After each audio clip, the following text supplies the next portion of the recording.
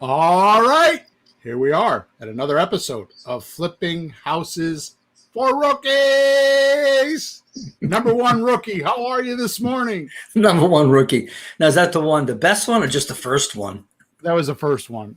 Yeah, okay, But thanks. You've been the best one too. You've like done your share, helped out a lot. You give Yeah, back. I'm like a B minus. I'm not like A plus. Let's go crazy. You don't have to go crazy. Just you got to do some and do a little more, and then you get there.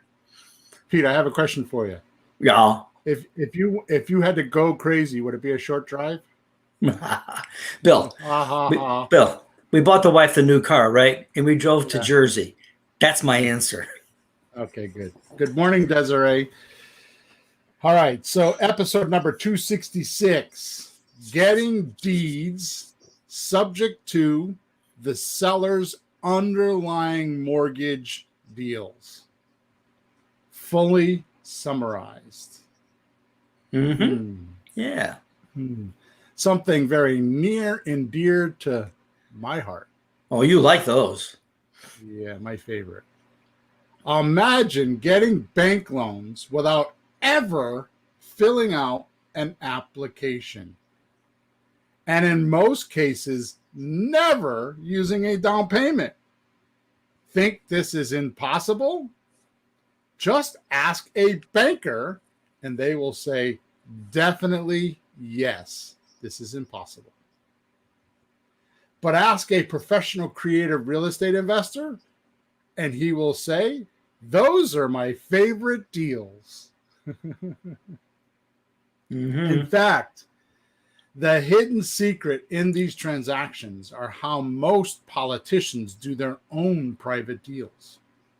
And once learned, could be worth millions to you and be the core strategy for your future wealth, all while acquiring the property that even a street bum, Peter, rattling a cup full of change can afford. This podcast is not designed to teach you how to do this strategy. We have other extensive training for you so you can do it correctly, because you have to do it correctly. But more what it is, its benefits, and why you and the seller would do this transaction. This way, you can go from being being subject to awkward to becoming completely confident when talking about or thinking about this type of transaction. Especially when others say you can't do it because of the due on sale clause with underlying loans. But I'm getting ahead of myself. So let's dive in and get it all. Go for it, Mr. Hawthorne. Go for it. First of all, I'd like to say to the listeners, thank you for being here. I always appreciate your downloads and listening to our podcast. We have many of you listening to us all over the world, and I want to say thank you for that. I don't say that enough in this podcast. Also, every Thursday morning, about 9:30, between 9:15 and 9:30, we actually record this podcast. And when we do, we live stream it on Facebook. If you're on my email list, I call it Flakebook. And we also do it we live stream on YouTube. If you're on my email list, I call it ZooTube. So you understand how Bill's planning to lingo a little bit there. So if you go to either Facebook or YouTube and just type in Flipping Houses for Rookies, especially if you subscribe, you'll get a pop-up on your phone or wherever you get your notices, and it'll tell you that we're live. The reason why I'm ranting on about that is, number one, if you are interested in asking us questions while we're doing the podcast, you can type them into either one of those platforms, either into YouTube or Facebook. So when you hear me talking to people during the podcast, that's what I'm doing, is I'm talking to people that are actually here. And weird enough, here we go. I'm not sure how I'm going to say her name here, Peter, but Arelis? Arelis. Thank you. Hi, Arelis. The last name, Santa Maria. That's easy. Maria. Santa Maria. There you go. I like that one. Well, welcome. That's nice. So, anyways, you could go ahead and just that's a real cool name. I butchered it, but it's a cool name. So just go ahead and either YouTube or Facebook. Just go ahead and chat with us. Also, in the description, there's a link there. I'm constantly adding new things to that link. Right now, there's a survey on there with some questions, so we can make sure that if you like the podcast or dislike the podcast, you can help us make changes. Lastly, I have some new launches coming out, Peter. One of which is the Reluctant Buyer Kit. We launched that this week. So if you're on my email list, you'll know that because you're going to get a bunch of emails this weekend. If not, then by next week, I will have changed the link in the chat to the Reluctant Buyer Kit so you can go get it. And then in about 2 or 3 weeks, I think within the month, we have a new system coming out on how we find leads. It's a software that we use. It's actually REI Reply, which is not our software, but we have a whole bunch of training on how we use it for creative real estate. And that link will be in the chat as well, or not in the chat, in the description. So that link changes from week to week, or not from week to week, but about once a month I change that link. So make sure that if you're listening to this at a later date, you go ahead and click on that link, and you'll see whatever it is that whatever we're talking about will be related to that. Okay, so get through all that, get the office hounds off my back, make sure I make all those announcements. All right, first, Pete, let's get carried on here.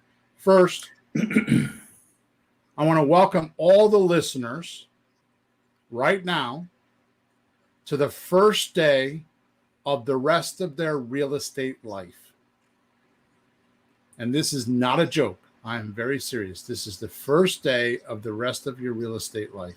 I say that because once you hear what we're about to cover today, you can literally acquire millions and millions and millions of dollars in real estate as fast as you can put the work in. My first 18 months, and I've told you this, Peter, because you weren't around then. My first 18 months of first of all, it took me about 18 months to figure everything out, which is why I talk about in my emails and everything about, not knowing what you're doing up front. And the best thing in the world is to sit in a house and talk to a seller without trying to buy the house, which is what we call the Reluctant Buyer Kit, because the most important thing you could do is understand and observe what a seller will do. Because I've never been to a closing and saw a garage or a house or a patio or a piece of vacant land or a mobile home or whatever you can think of. It's never been there to sign the paperwork. It's always been people. That's right. Why not shortcut the process by studying what those people are about? And my Reluctant Buyer Kit does that. You visit 3 to 5 people and you will completely understand, and your entire life will change. Because from that point, you'll see what happens. I mean, you went through that your first couple visits with me, right? Sure. Yeah, it's not what you expect. You think real estate, well, there's brokers and there's lawyers and there's agents and there's bankers. It must be all serious with suits and thank you, sir, and may I have a seat and you're welcome and sign here, and it's all serious. But you actually talk to people. And it's bizarre. Anytime I've heard any of the students, coaching clients, or new people, they hear you talk to people, they're just shocked. Like, that's how you talk to people? Yeah. It's not what they expect. So, yeah, it's something you really need to hear. I've had a lot of trainees in houses with me, and almost one for one, they say, I can't believe how casual it is. Anyways, It took me about the it took me about 18 months to get a deal. I found a subject to deal, which was one of the first that I did. And I sold it by accident. I was planning on doing a lease option. I sold it by accident and I made $68,000. So it was never the same after that. Now, over the next couple of years, I do subject to deals, right? When I first started, and I collected about $1.8 to $1.9 million of property at about $150,000 per property. Mm-hmm. Okay, so you do the math yourself. It's probably like 12 or 15 houses. Plus, I was doing rehabs, wholesaling, rehabs and wholesaling simultaneously. So I wasn't just doing subject twos.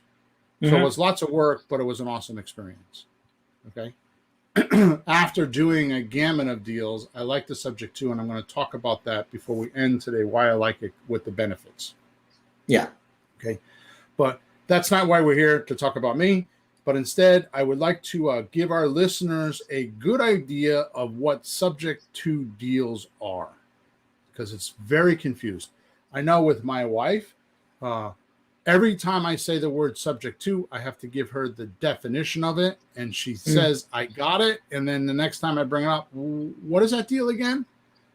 Yeah. She never remembers, you know? No, just saying subject to, it's just like, what are you talking about? You also call it, though, getting the deed. And I think that's a little clearer when you use that, getting the deed. Right. But like, how do you get the deed? You have to pay for it. So you'll keep explaining. Yeah. There's a lot to explain on this one. But then when you get it, it's not that complicated. Exactly. Yeah, it's actually very simple. JR, you're asking about rules for parking a mobile home in a certain type of a lot. That's not what we're talking about on the podcast today. If you want to go to flippinghousesforrookies.com, go to the support ticket section and just send a support ticket in. Maybe I can help you there. I don't do a lot of mobile homes, so I don't know how much I can help you, but that would be a better place for your question. Okay. But thank you for being here anyways. All right. So anyways, subject to deals. So why would you use this transaction, right? And the major benefits for you, the seller and the buyer, because there are major benefits to this deal for you, the seller and the buyer. I think this is hopefully prompting you to. So here's the deal. I don't normally sell anything on these podcasts because it's not my style. But because this is such a atomic bomb subject, because it hits like an atomic bomb with most people, just realize I have a 6 or 6.5 hour training. You can go get it. You don't have to. But I promise you, if you do that 6 or 6.5 hours worth of training, you will not only know how to do a subject to deal, but I give you all the documents. I give you all the heading. Everything you need is in that course. And quite honestly, I don't know of anybody that's done a specific course just on subject to. So I'll give that to you by the end of the show. I'm not here to promote that. I'm here to just describe the deal. Okay. So let's start with what is it? Okay. Yep. This is the hardest part for most to understand, because when they hear it, they immediately think, I would never do that. Yep. Right. Yep. But this is a narrow sight for the investor, because many people will, and I know because I can't even count how many I've done. I mean, just this year I've done a handful. Okay. So, okay, here's what happens. The seller transfers the deed into a trust. Then we manage the trust that we are the beneficiary of. So that's a new description of how we do it, because most people don't understand it. So let's look at this first before I explain. I'm going to read what I just said again, and then I want to explain just a little bit so it's a lot easier to understand. Okay. So here's what happens. The seller, the person that owns the house, transfers the deed into a trust. Then we manage the trust that we're the beneficiary of. So let's look at this first. So the thing that you don't know, or maybe you do, I kind of doubt it, because I didn't think of this for many years, and now I think of it, and it makes it a lot easier. There's only 4 types of entities that can own or have title to a property. Yep. Okay? So when I say have title to, that means that they have the rights to sign the deed. Having title, like in my family, I have a title father. I also have title husband, right? So am I gonna do the same actions as father as I will with husband? They're different hats, right? So they're different titles. So you do different things. So when you have a title to a piece of property, that means you have a name which gives you rights to do certain things. Just like when I have the title father, I have rights to do certain things. When I have the title as husband, I have rights to do certain things. And to be completely gross about it, it's like I wouldn't, never mind, I'm not gonna say that. So don't do it. Don't do it, Bill. You understand? Don't do it. Yeah. Don't do it. Don't do it. I might spank my kids, but I'm not going to spank my wife. It's just, maybe somebody can take that wrong, but so the point is that I have a title, and each title gives me certain rights. In real estate, a title or having title means you have the rights to sign the deed and transfer ownership. Okay. So there's only 4 types of titles you can have, or 4 types of owners to a property. Right. Okay.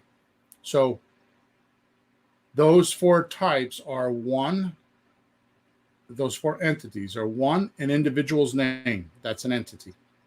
Okay. Number 2, an LLC, an S corporation, a C corporation, something along that line. Right. Number 3, a partnership, and number 4, a trust. Okay, so there's only 4 types of entities that can own a property, and they are an individual's name, an LLC, S corp, an entity, right? So don't confuse those as the 4. So number 1 is an individual's name. Number 2 is some sort of a company, like an LLC, a corp, an S corporation, etc. Number 3 would be a partnership, and number 4 would be a trust. Okay. So once you know this transaction starts to make complete sense. Did you have a question? Nope. Well, me? Yeah. Oh, there, John. Nope. John has one. Yeah, John always asks that question. John, we'll get to that later. Is there a maximum interest rate that would deter you at 85% LTD? I've never looked at the interest rate. As long as I can cash flow, it doesn't make a difference. Okay. All right. So see, what we're doing with a subject to transaction is we're taking the title out of the individual's name and putting it into the trust. Okay. Now, I can't go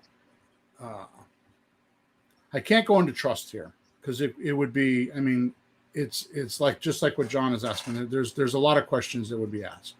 Okay. I can't go into trust here. That's what the training's for. And I'm sorry, because we only have about 45 minutes, and I push it lately to 50 and 60 minutes, right? But I want to keep the podcast at 45 minutes. So, but understand this. 98%, and I would almost say 99, but I'm going to just be conservative. 98% of most legal beagles don't know how to do this portion of the transaction. In fact, I need to train every attorney or closing agent I use to do this. And I go over all that in my 6-hour training, how you can do that. And I'm not trying to promote my 6-hour training. I'm just trying to give you an overview of what a subject to deal is. I don't care if you ever buy it. I'm totally cool with it. But if you do the training, I dive into all this stuff. That's why it takes 6.5 hours. But here's the secret. Okay. And this is, I just had this happen to me in my coaching group. Like one of my coaching clients is putting in the chat, like her accountant is telling her that it's $250 for fees for an LLC. It's $350 to do accounting for the business. And then it's $1,000 to do accounting for the trust. I've never done that in 20 years. And here's the reason why. I'm going to tell you the reason why right now. This trust is a property trust. It's very specific. Those words are very important to anybody talking about this transaction. It is a property trust, which means the only thing in this trust is the property we're acquiring. It's not a family trust. It's not an irrevocable trust. It's not a revocable trust. It's not any of those complex trusts that most think of when they hear the word trust. This is a very simple trust. It's got the property we're acquiring in it, and that's it. There's a trustee and a beneficiary. And to just go off on a little tangent here about that, think of this. The reason why most people create trusts is because the beneficiary has expectations of one day not being able to control things. Right? Does that make sense? Mm-hmm. So beneficiary means the person that owns the trust. And at some point, they probably will die. Not probably, they will. They'll die. Yeah. And the purpose of the trust is that when they pass away, the trustee will have instructions to keep things going. Right? Like it's the old adage that I talk about all the time with probate. What's the purpose of probate? Purpose of probate is there's a piece of real estate or assets in a person's name. They died and they can't sign the deed anymore. So the probate court has to allocate who can sign that deed. Because the only way you're going to transfer ownership is for the owner on the name of the deed to sign it. And if they're dead, they can't sign it. Yeah. Trusts are the same way. If they can't, if they're dead or incapacitated, they can't sign documents. So what happens to blank? Right? So when you have family trust, you put all your businesses in there, your entities in there, all the things that, especially wealthy people, to keep the money moving so all the heirs will get what they're supposed to get. You know, like you've heard of trust babies where they get like dividends and they get checks every month because the trust is running their businesses, running their assets, and still spitting off profit. Mm-hmm. And the profit is what the trust babies get. They get dividends checks every month from that trust. It's as if the owner that created it all is still alive. So basically, a family trust, is like a hat write-up of the person that was successful that continues past his life. So that's very complex. That's very in-depth. That's very expensive for the legal beagles to do. So when they think of trust, that's what they're thinking of. We're not doing that. This is very simply a property trust. All it does is it allows the seller to put the property into a trust. And you can do that a couple different ways, which I teach in my training. One of which I'm the only person that I know of on planet Earth at this particular moment that teaches you how to wholesale a subject to deal legally with an attorney. And it's because of this trust thing. And it's in the training, okay? So I'm not trying to tease you. I'm just telling you that once you understand this, and I'm big on words, Peter. You are too. You know, I use Sean Cloudon's book, The Power of Words, and I look words up in the dictionary, and I understand them. So when I go talk to the legal beagles, I've looked up all the words in the dictionary, and I know what they mean, and they say literally. So yeah, it's important. You have to. Over 20 years, I've learned what these documents mean, and I've clarified it all in my head, and I've used them. Okay, so what happens is there's no other assets in this trust other than the property. Mm-hmm. And what we do is, by the way, is my deed, or the deed that we use that I bought 20 years ago. Okay, and we've modified it and had the legal beagles work on it. The deed I use not only gives you the right to transfer title, but it automatically generates the trust with one signature. So I've never used an attorney or anybody to generate my trusts. Or if I have an attorney do it, you know, like put the house into a trust, they use my documents. And when I give them my documents and I had them up on my documents, they always say to me, this is pretty clever. Where'd you get this? One-on-one. Okay. Yep. So it's it's difficult if you don't have the documents. And if you don't have someone that understands subject to put them into a trust. Like I have a friend of mine that coaches, and he doesn't do it in trusts. And I didn't for a bunch of years either. I used to just put it in my own name and that was it. Well, that's shaky. I mean, you tell a seller, one of the things that my coaching clients have trouble with is you tell the seller, oh, what we're going to do is we're going to put the deed in our name and the mortgage is going to stay in your name. They right away think that doesn't sound like a great deal. Like, oh, really? Yeah. Take my house, please.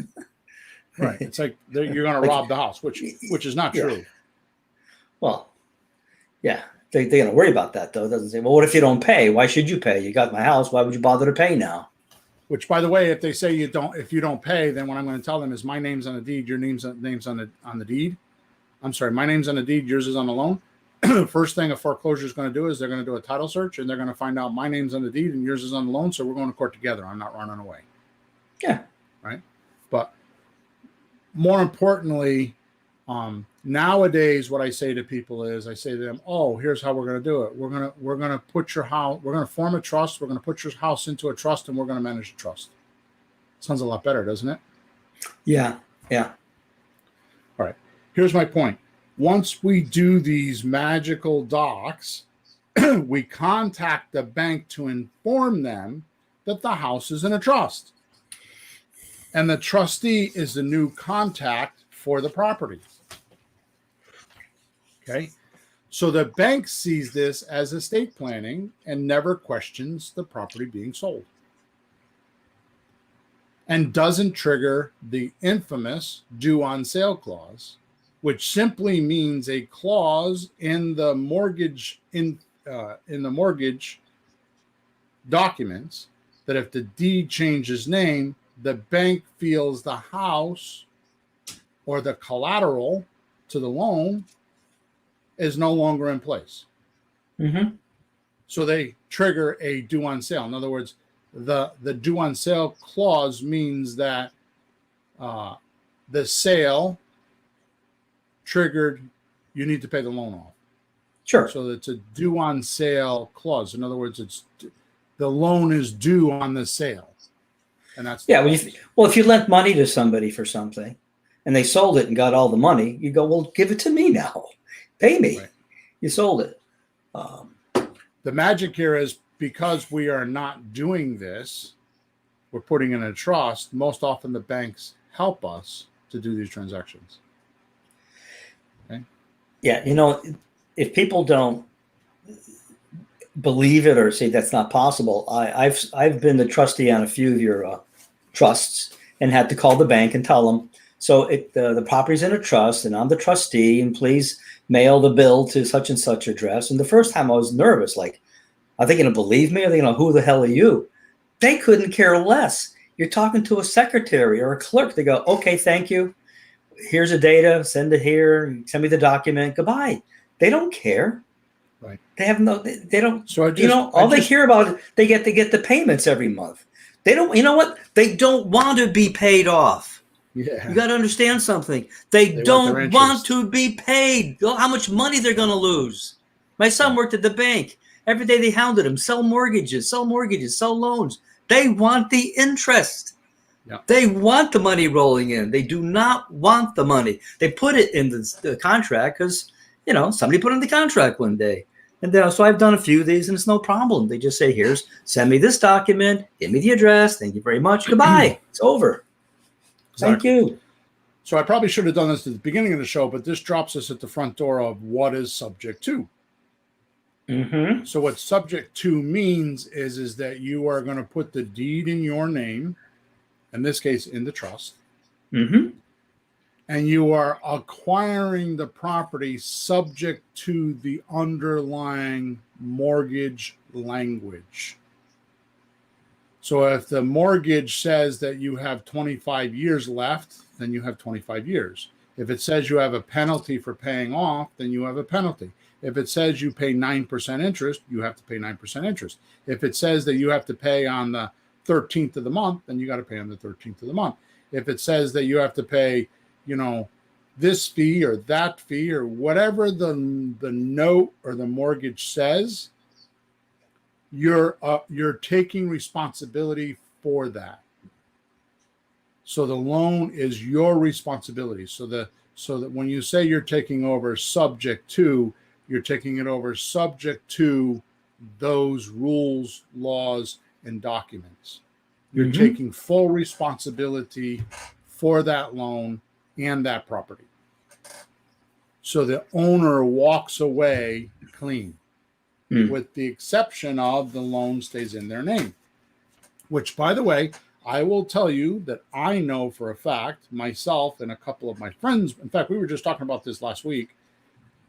I know of several of my clients, and my one friend who's done more deals than me, Joe, told me that he amplified what I did because he's been doing it for 40 years. He amplified what I did.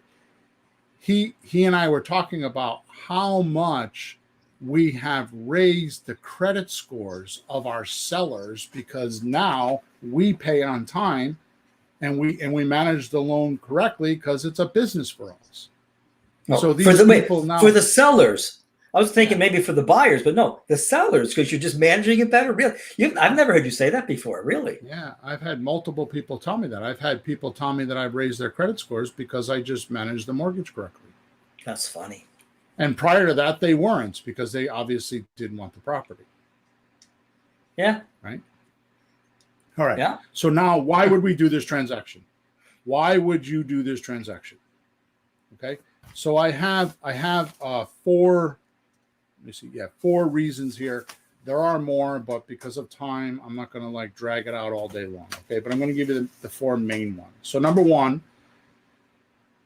And this is I really have trouble communicating this these days. I write about it a lot. In my books that I have a new book coming up called Breaking the Real Estate Monopoly. It is a game changer for creative real estate. It's a game changer for the real estate industry because it's my first take at actually creating a real estate investor club that could be as strong, if not stronger, than the Realtors Association in America. It's my first stab at it. Okay. It's a, I mean, of course I wrote it and I'm biased, but I've shared it with others. I've spent time with my coaching clients on it. I've talked to you about it. I've talked to Sean about it. It is incredible. It is incredible. I'm very blessed to even come up with this, but I talk about this in that book quite a bit. Okay. And here's what it is. Owners no longer want this property. Okay. That's it. Yeah. Now, here's the point. They're not desperate. Sometimes they are, but they're not desperate. I'm not talking about pre-foreclosure or foreclosure, although those are good deals. I don't do them anymore because I don't like dealing with desperate people. It's more like the house is in the way of them moving on with their life. They have another chapter in their life, or they want to do something else, and this house is in their way. It's just as simple as that, which brings me to number 2. The seller only has enough equity in this property to pay the closing costs and often will not get cash from the closing, or they'll get very little from the closing. So they'll let you just take the house off their hands to be relieved. So I don't know. I'm going to arbitrarily pick a lot of people, like in the 90 percentile range, that sell houses have no idea that between 12 and 15% of their equity is going to go to the cost of selling it. They don't know that until it's too late. Okay. And you know this, and I know this because when we sit in people's houses and we explain this to them, they say, we had no idea. Why doesn't somebody explain this to us? And I'm like, they do, but they do it a week before the closing after you're all done. Right. And the reason why is it's not derogatory or villainous or anything like that. It's because the realtor system gets paid off of the percentage of the sale price. So they get their 4, 5, 6% based on the sales of the property. So what do they only care about? They care about how high could they sell it, because it increases their commission. Sure. Up until recently, the last few years, basically, I can remember signing listing contracts with realtors, which I didn't do a lot of, but when I did do it, they would never ask me for evidence that I own the property or how much do I owe. And what would happen is with these inexperienced realtors, because most realtors have not done more than 8 or 12 deals in their life, or they do that many a year. Yeah. You know, a qualifying factor for a realtor is how many deals have you closed on in the last 12 months? And if it's not more than 20, then run like hell. Okay. Mm-hmm. So here's my point. They don't even ask. They don't ask if you, they do now. More of them are doing it now, but they don't ask if for evidence that you own it. And they don't ask how much you owe, because very often what would happen is people would get to the closing and not have enough money, thinking that they had equity in the property, and they didn't have enough money to pay all the fees and got to come out of pocket with cash because they didn't know. Yep. Okay? Yep. So we're talking about those sellers that don't have enough cash or have enough equity. Equity means profit in the deal to pay for the closing costs. Those are types of people that would throw keys at you and say, take the house. I don't want it anymore. Mm-hmm. Because they're not getting anything from it. Yeah. Number 3, when the seller bought, and this is more important than all of them, and I wanted to make it number 1, but I needed to set the pace first. When the seller bought or acquired this property originally, they were happy and had plans. What person isn't happy the day of their closing when they acquire a property? Gee, I hope so. Right? Even if they inherited it, they're like, oh, I'm going to make $150,000. Right? Yep. I mean, I don't know anybody, especially in my coaching group, that is not extremely happy when they acquire a property or they get a contract on a property, right? Sure. But Peter, life happens. And they no longer feel those plans are attainable. They have a failed purpose on what they were going to do. Mm. And they're not happy about owning the property. It's an upset for them. It's a whatever you want to call it. It's a lack of affinity. They've lost their love for this property. Yeah, and you wouldn't believe it, because the weird thing to me is that all of us are thinking, wow, houses, property, great, wish I had it. And it's like almost unbelievable to us that somebody would not want one. But trust me, talk to a few people, sit in a few houses, they start complaining about, oh my God, this damn house. You know, they have another one maybe, and this is an extra one. And there's so many reasons that it's a problem. I got to get rid of this thing. Oh my God. It's not even a bad house. It's just in their way, and it happens. So we're looking for that guy. We're not looking for the guy who just bought the house and loves it. He's not going to sell it to us. But there's people like this. They're not happy with it. Right. So check this out now, Peter. Okay. So here you have the guy number 3. He like I just explained, he doesn't have, he's not getting any money out of it, or very little money out of it, a few $1,000s. Mm-hmm. Right? And it's in the way of him moving on with his life. It's nothing but a problem. And you come along and say, it won't cost you any money. I'll take it over, and you won't have to worry about it ever again. Mm-hmm. Right? Now listen to this, because I've never said this before. This is something new that I talk about. And I talked about a lot in the coaching groups.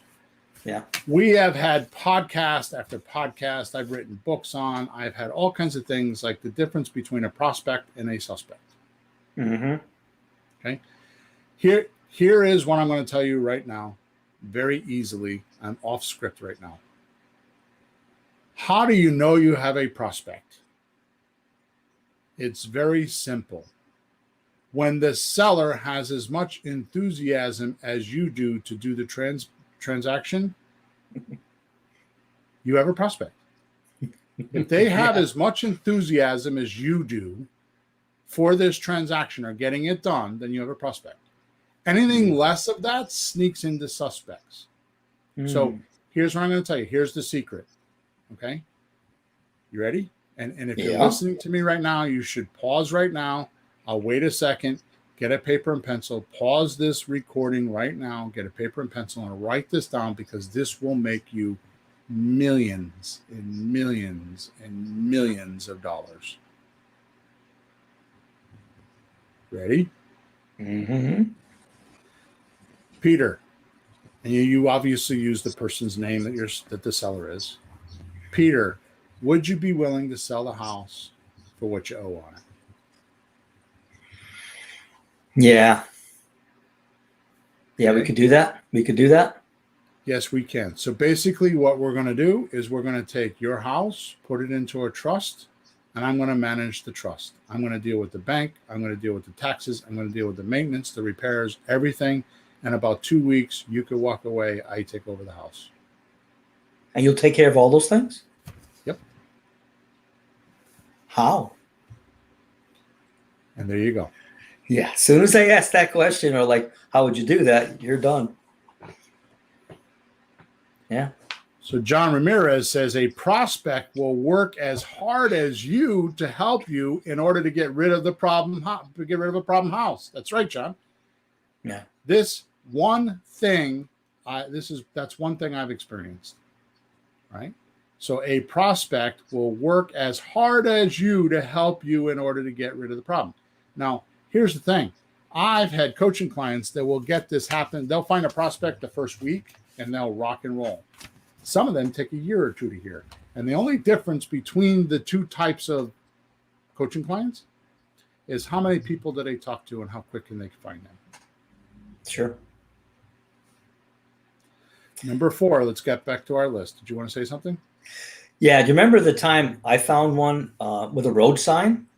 It was right in my hometown, and the family had to move in 6 weeks to go to Denver, Colorado, because the daughter-in-law had a baby, and the son, the husband, was being deployed overseas for like a year. And they just moved. They just bought the house. She knew nothing of the area. She knew nobody in the area. She was alone in a nice house, new house with a kid. And they had to get there in 6 weeks to be with her. Now, who's gonna do that? Yep. What realtor's going to come along? You know, the who's going to do that? The son-in-law was in the military. That's why he was getting deployed. Yeah, he's getting deployed, military. Yeah. So we did it in about 4 or 5 weeks. They packed up and left, took over the mortgage, fixed the house, sold it. They got paid. We got paid. Everybody's happy. Yep. Yeah. So it happens. And I stumbled on that with a road sign. Okay, good. Let's get back to number 4. That was a great deal, by the way. Yeah. Number 4. It needs money to fix or pay off liens or some other issues. It needs money. Okay.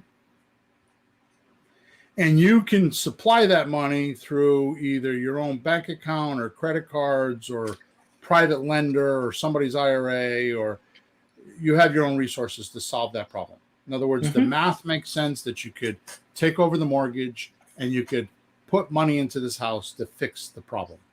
The renovations, the liens, the whatever else. Okay. Right. But because you want to protect your money, like suppose you put 10 or 20 grand in, you want to protect your money, you have to put the deed in your name. Right. You're not spending money on a lease or rent to own. You need to have that in your name before you start putting money in it. You would never rent a property like an apartment and spend a lot of money on it. Right. Same deal. So my rule of thumb is that, you know, it's a little complicated, but I'm going to try to make it easy. So my rule of thumb is I take a look at the price of the house, say it's a $200,000 house. I know that I'm going to sell probably to an FHA buyer. FHA requires 3 to 5% down. So I want to get at least that much of a deposit from my rent-own person. So that means I'm going to get $6,000 to $10,000 from my buyer because it's a $200,000 house. 3% to 5%. I always shoot for $10,000. So what I do is when I'm doing any transaction, regardless of which one it is, I split that money in half because I know that if I'm wrong, I can at least get that money and pay myself back. So if I got a $10,000 property, a $10,000 deposit, that means I can put up 3 to 5 grand out of my pocket and know I'm going to get it back in another month or 5 weeks when I get this thing rented. Yeah. Does that make sense? Sure. Okay. So that's why I say $5,000 is the cutoff point of how much money you should risk of your own. So like when we're talking about the other 3 transactions, the slot deal, the sandwich lease option transfer, the option deal, or the lease option deal, or the rent-to-own deal, right? we tell you not to put more than $5,000 in because we know you can get the money back in your buyer's deposit. Right. Right. In this particular case, we're talking about having to put up a deposit more than $5,000, maybe 10 or 15 or 20,000. You know, maybe you got, I mean, many of these deals I'll have to pay $2,000 or 2,500 to have them moved. Sometimes I'll have to pay a couple grand just to clean the house out. You know what I mean? Next thing you know, it's 7, 8, 10 grand. And if you're going to put that much money into the property, which isn't a lot of money to buy a $200,000 piece of property, by the way, you're going to want to get the deed in your name, because this way here, the only way you get your money back is when you release the deed to somebody that's giving you that money. Right. So when you put the deed in your name, it gives you full control. Right. Okay. So there's some more, but we're at 45 minutes now, and I still want to cover what the seller's benefits are and what the benefits are to the real estate entrepreneur. So I'm going to buzz through those in the next few minutes. Okay. Sure. Makes sense. So the benefits to the seller are, there's 10 of them that I could think of off the top of my head. There are more, but again, I'm conscious of time these days. Yeah. So the first one for the seller is it's a quick sale. Can happen. I mean, I've done them in 3 to 5 days. As long as you get the title search done, I mean, it could take 3 days to do a title search. You can close. I do a lot of times. I was doing kitchen table closings, countertop table, whatever they call them. You know, in other words, I would go in with the documents. I would have the notary public meet me there. We would sign documents. There's 6 of them, and we're done. I can't count how many of those deals. Nowadays, sometimes we use the attorney, sometimes we don't. It really depends on what state you're in. It depends on closing agents. It depends on if it's a virtual, you know, a remote deal, and you're not there, and who's going to do the filings and all that kind of stuff. I talk about all that stuff in my course. Okay. Number 2, no closing costs or minimal closing costs. So they're going to walk away, and 99% of the time I tell them I'll pay the closing costs, because I'm getting it. You know, my math says to get it at 80% on a dollar, 80 cents on a dollar. Right. So I can afford to pay. And the way I do it nowadays, as a matter of fact, I have a video that we're promoting the meetup, my monthly meetup with, on Facebook, and it talks about how I bought a house for $140. It's a subject to house.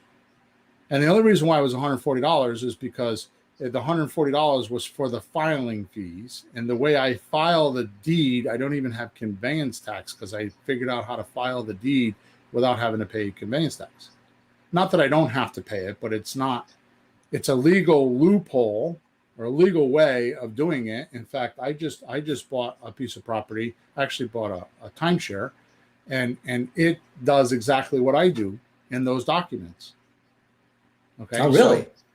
So it's kind of clever how we do that. But the point is it cost me $70 for the filing for the deed, and an additional $70 to file the loan, because I got a loan, no interest, no payments. I got a loan from the seller for $32,000. So in other words, we have 5 years to sell that property on a lease option and collect the $32,000 and pay her. Okay. All right. So that's number 2. Number 3, I numbered them wrong, but there's no clean out for the sale. And I got to tell you something, that is one of the hugest things that we can offer, is that they don't have to clean it out, especially if they're older people, especially if they've been there for 20, 30, 40, 50 years, right? I mean, the house I live in now, I bought it from a guy, and we took 4 30-yard dumpsters out of the basement. Oh, geez. Okay. Can't imagine that. It's not a huge basement. Oh, man.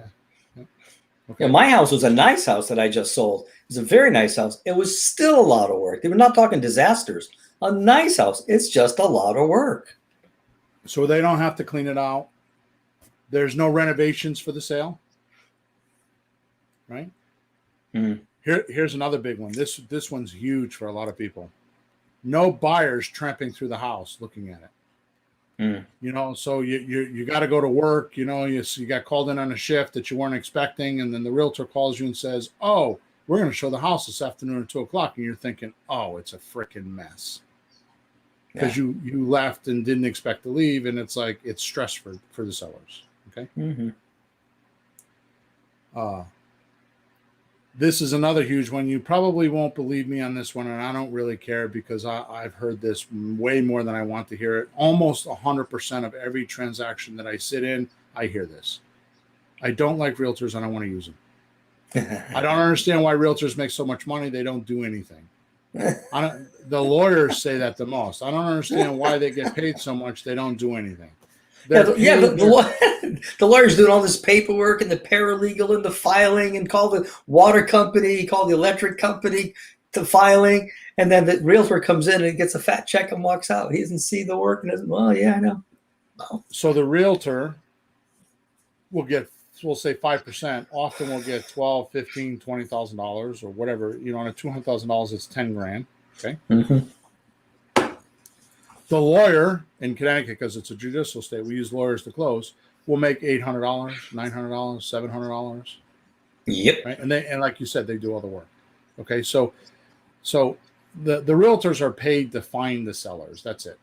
Nobody, they don't do anything past that. Okay. So there's no interaction with realtors. There's no interaction with the buyer's loan bank.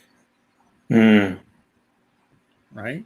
That's a huge one because the guy with the gold makes the rules. So who's making the rules in this transaction? The buyer's lender. They make the rules, and you're stuck with those. And if you don't accept them, you don't sell the house, you don't get the money. Yep. So that's stressful. No inspection issues. Yeah, that's a pain. That's a pain. Nowadays, the inspectors don't inspect what's safe and what's not safe. They justify their fee by looking for code violations. So if your house was built 30 years ago, is the code going to be different then than it is now? Sure. Yes. So they're going to find all these code violations that are just because, like instead of the railings on your porch being, the laths going down in between the railings, instead of them being 6 inches apart, they're 8 inches apart. It's a code violation. Mm-hmm. Right. And they'll throw that into the transaction and spook the buyer. And now you got a bunch of problems. Right. So there's none of that. All right. And then the last thing is, this is my byline. So it's this way for that reason, because it explains everything that we do. They sell as is on the date of their choice for a fair price. That explains it all. All right, good. Yep. Let's buzz through the benefits for the real estate entrepreneur. Here we go. Mm-hmm. No bank loans or applications. Check. That's enough. I don't have to do that. I don't even have to talk anymore, do I? No, done. Check. Next one is you can sell with lease options, which means money now from the deposit money monthly for cash flow, and money later for the equity. This is your total freedom. Listen to me loudly. If you want to fire your boss, if you want to replace your income, you have to get many people paying you. If you could get that cash flow up to a couple grand above your financial plan, you're free. Mm-hmm. Mm-hmm. That's right. You don't have to punch a clock. You work about, 5-10 hours a month collecting rents and doing deposits and paying your bills, and that's it. You're not a landlord. You don't have to worry about pipes breaking and cutting grass. You just keep writing checks for your mortgages. The tenant buyers are going to do all of that. And how do I know this? Because I decided 3 years ago that you and I were going to go into some apartment building stuff, right? Mm-hmm. Right? So what happens is I've got these apartment buildings that I'm getting ready to sell because they're nothing but aggravation. My subject to deals and my other lease options, they're not a problem. Mm-hmm. So Mrs. Santa Maria is asking, what if the seller files bankruptcy? What if they do? What does that mean? I get this question all the time. It actually kind of irritates me. So what if they file bankruptcy? Do you have an answer, Peter? I've never heard the question. Yeah, I've never John heard that. asked that. John used to ask that all the time. John West used to ask that all the time. Right? And I get that whenever I do my presentations. Here's my answer. Who cares? Let them file bankruptcy. The deed is in your name. The asset is not owed by them. They don't own the asset anymore. You do.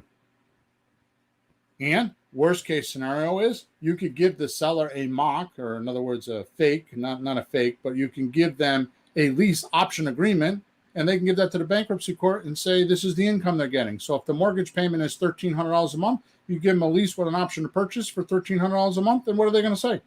The asset's not in their name. It's in your name. It's in the trust, and you're the beneficiary of the trust. So what do they know? Not to mention, often, very often, when you go into bankruptcy, they don't take the house away from you anyways. You're allowed to take the house out of the bankruptcy. So the first thing I would do is I would consult my seller, take the house out of the bankruptcy. Yeah, to leave you someplace to live. Number two, it doesn't matter because they had a sale. You had a transaction. The deed is no longer in their name, so they're not going to go after that asset because they don't own it. And if they're worried about the loan documents, all you have to do, again, like I said, is just write them a lease with an option, and you can show the bankruptcy court that they are no longer paying it. If the mortgage is $1,300, they have a lease from us for $1,300. They take it right out of the bankruptcy because they can't get any money from it. Yeah, but it's being paid is the main thing. That's the right. If they're going for bankruptcy, there's one thing that's being paid. Stop complaining. Right. Something's getting paid. So let me know if I answered your question, Ms. Santa Maria. Okay. All right. Let's go back to the benefits. So, so you can sell on a lease option, which means you get money now, money monthly, money later. I was on a rant there about this is your freedom. This is how you're going to fire your boss. You need to get people paying you $200, $300, $400, $500. I've got some at $1,000 a month. Profit. Right? Kiyosaki says the way to wealth is to have assets paying you profit without having to put a lot of hours in working.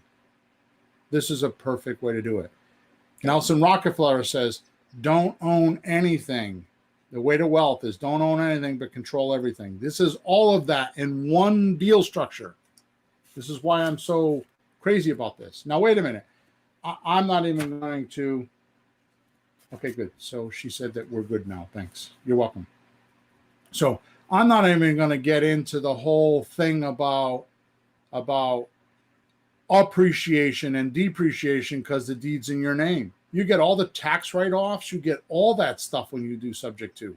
You get all the tax benefits, and it saves you a lot on taxes because the deed's in your name. All right, so we're way over time here. I got to keep going. There's no credit limit. You can grow as much or as little as your marketing can find you transactions.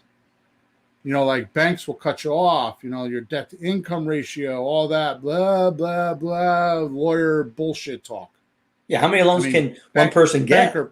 Banker bullshit talk. That's what I meant to say. Banker bullshit talk, right? It's way too conservative. With this, you can buy and sell as many subject to deals as your marketing can find you. There's a little trick in there. We're not really in the real estate business. We're in the marketing business. Yeah. We'll go into that today. How about this one, Peter? It builds retirement. The best retirement plan you can have. Because the tenant pays you rent. They don't get principal reduction. There is none of this, you know, I'll take $1,500 and put $300 towards your purchase. I don't do any of that. You don't need to do any of that. They're purchasing a house they normally wouldn't be able to purchase. So as long as they're paying for the occupancy of the house, there's no principal reduction. But every time you take their payment and pay down your mortgage, you get principal reduction. So your tenant is paying down your mortgage, and then someday you're going to own the asset, hopefully free and clear, or for a lot less than what you paid, which is perfect retirement money. I got a piece of property that I'm selling right now that was a subject to, and the seller's driving me a little bit batty. So I've decided to sell it. There's like $80,000 worth of equity in this property. It just fell in my lap by accident. Yep. Because it's a subject to deal. Yeah. Am I still the trustee on that one? Yeah. 6 months ago. See? Yeah. See, I don't even know I'm the trustee. There's nothing to do. The bill comes in, the rent comes in, Bill sends a check out, and it's done. I'm the trustee. Am I the trustee? Okay, fine. Nothing to do. 6 months ago, I had one that paid me $50,000. Just fell in my lap. Girl just called me up and said, I got a mortgage. Can we close?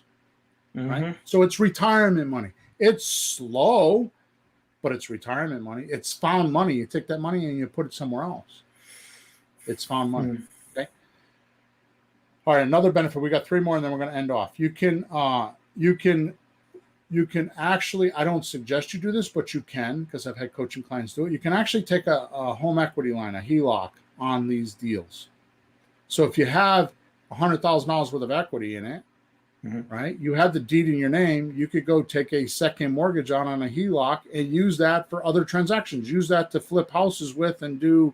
To do rehab retail deals, to do that, to lend to other investors and make 9%, use it for down payment money, for lease options, anything like that. But once you have enough equity in there, which your buyer will give you, you can now, my ex-partner and I lumped 6 or 7 houses together and took a $700,000 or $900,000 mortgage on all the houses. Mm-hmm. Right, like 7 houses. We had like a $750,000 mortgage. Right, that could do a lot of damage. Right, so it pays down, and you get a lot of equity.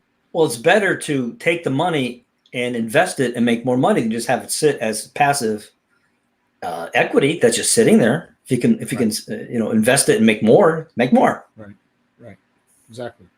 Make more. Here's another one. This is huge, and you don't know this until you do it. You have to actually experience this. This is like driving a car. It's like when you're first learning how to drive, until you get in the car and you get on the highway and drive 55 miles an hour, you don't know what it feels like. That first time you're like, whoa, this feels weird, because the car's going, 3,000 pounds is going 55 miles an hour and you're in control. It's like nowadays you drive around, you do 80 and think nothing of it. I know I do. Right. And it's nothing, but you got used to it. But until you experience this, you don't know this. Ready? Yeah. You say yes or no to who buys from you. Not the conservative banker with all his rules. So now you're the person with the gold making the rules for who buys. Mm-hmm. You decide what to do and what not to do. And that may not seem like a lot to you right now, but when you start doing these transactions, it's fabulous, because all you need to do is mind your own business. Yeah. In other words, think about your dynamics and how it affects you and your family and them and their family and the seller and their family, and you come up with a decision. Mm-hmm. But you make that decision, not somebody else. So you're at total cause through the entire deal. You don't go the effect of the money, which is huge. Sure. Okay? I just went through that in my house sale.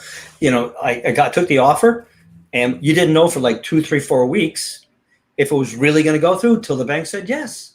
And you're just waiting. Yep. And there's like 9 other offers. Should I have taken the other one? Will this one go through? You don't bite your nails necessarily, but you got to wait, and maybe they change their mind or something happens. No, it's a definite difference. It's way more freedom. Yep. And then the last one, you really create, or I have anyways, you really create an amazing reputation, because you're helping sellers that couldn't sell or had trouble selling or had problems, and you help them with them. Mm-hmm. You're helping buyers that normally can't buy houses. You're helping them buy houses. And you're helping yourself and your family by doing the transaction. There's no lose in this at all. If you do it the way I explained it, you're helping a lot of people. You're helping the sellers, you're helping the buyers, you're helping yourself, you're helping the economy, you're helping all kinds of stuff. You're helping the banker because they're getting paid. You're helping the neighborhood because you're now cutting the grass where they weren't before. There's just so many good things about it. You're helping everybody. And and it's profitable. And everybody knows what you're doing. There's no secret with this deal. Everything's up front. You're telling them how you're going to do it, what you're going to do, and they all get it. And everybody that's involved in the transaction is very appreciative because of your experience and spending the time to learn how to do it. Which, again, like I mentioned earlier, this 6 or 6.5 hour course that I have does all of that. It has it's a 6.5 hour video, which is all in one video. So it's tedious, but you could do it in pieces because we take breaks and stuff. I didn't break it up into a course where you got 30 videos. It's just one video. But more importantly, it's got all the documents. I think there's 10 or 12 documents in there. And it explains how to use the documents. Right? So that it's everything you need to do subject to deals. Right. So if you go to if you want to do that, and I'm not saying that you have to, but if you go to flippinghousesforrookies.com /sub2docs, SUBTODOCS. So it's flippinghousesforrookies.com /sub2docs. 2 is TO, not the number. And if you're listening to this podcast for the next couple of weeks, probably longer because we'll have people listening later, as long as I'm getting downloads from this podcast, if you put in the coupon code all the docs, you get a 30% discount. So if you go to flippinghousesforrookies.com /sub2docs, in the coupon code, put all the docs in the coupon code. It'll take hundreds of dollars off of it. 30% discount. Okay. So John says, great course. Buy it. I refer this course every week. Thank you, John. Okay. Yeah, we cover a lot in there. I mean, it's 6.5 hours, but where can you go, Peter, for 6.5 hours worth of training and make millions in real estate?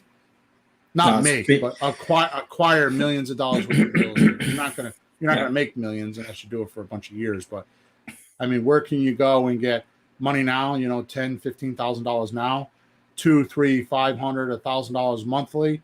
And then later on, get cash outs. Like I've got one that I did a few months ago for $50,000. Now I got one that's I think going to be $80,000. And all I did was set it and forget it because I knew how to do it. Right? I work on my few hours a week. I do my I get my rent. I pay my bills, and there you go. So it's a pretty awesome deal, which is why I like it so much. Okay, so we're at 1 hour, 8 minutes. That's way past 45 minutes, but I feel like I kept my exchange in with your time today because this by far is it's my favorite. It's a rocking way to make money with real estate. Okay, so next week we're going to cover rehab retail. And there I'm going to talk about not only some clever ways to do rehab retail, but I'm going to cover some of the math so you don't make mistakes. And I'm going to cover how you can keep, I think I'm going to cover how you, if I have enough time, cover how you can keep contractors going for you. Okay. That's a good one. That'll be next week. Yeah, next week. Okay. Or the next episode, I should say, which will be episode number, I think, 267. 257. Yeah, 257. 257, yeah. All right, over and out. Talk to you next week. Thanks again for all your support and being here. Make sure you go to wherever you're listening to us and give us a testimonial. You like us and you subscribe to our channel. Okay? Have a good week.